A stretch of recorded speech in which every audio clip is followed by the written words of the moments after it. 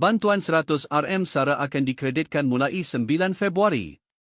Perdana Menteri Datuk Seri Anwar Ibrahim mengumumkan bahawa bantuan sumbangan asas rahmah, SARA, sebanyak RM 100 akan dikreditkan kepada semua warga negara Malaysia dewasa bermula 9 Februari 2026 sebagai sebahagian daripada inisiatif kerajaan untuk membantu rakyat menghadapi kos sara hidup, khususnya menjelang persiapan Tahun Baharu Cina dan Ramadan.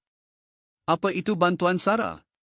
Bantuan Sumbangan Asas Rahmah, SARA, ialah program insentif tunai yang dikreditkan terus ke mykat penerima untuk memudahkan pembelian barangan keperluan asas di pasar raya dan premis peruncitan yang menyertai rangkaian ini.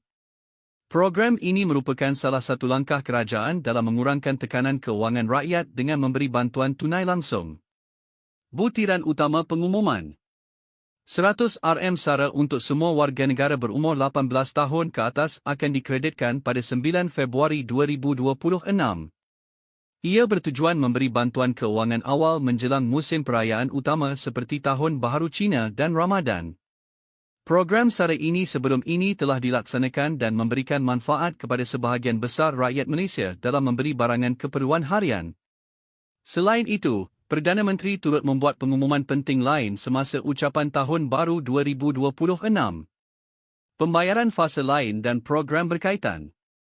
Sumbangan Tunai Rahmah, STR, penerima bulanan STR akan menerima RM 200 yang dikredit terus ke mykat mereka bermula 9 Januari 2026. Untuk fasa pertama pembayaran STR, sejumlah RM500 akan dikreditkan ke akaun warga negara yang layak pada bulan seterusnya.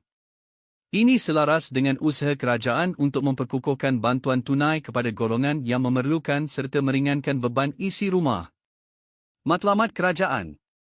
Kerajaan, melalui pelaksanaan langkah ini, berhasrat untuk memastikan rakyat Malaysia dapat memenuhi keperluan asas mereka dengan lebih mudah, terutama apabila bermulanya musim perayaan dan bulan puasa yang tradisinya merupakan tempoh perbelanjaan yang lebih tinggi bagi kebanyakan keluarga.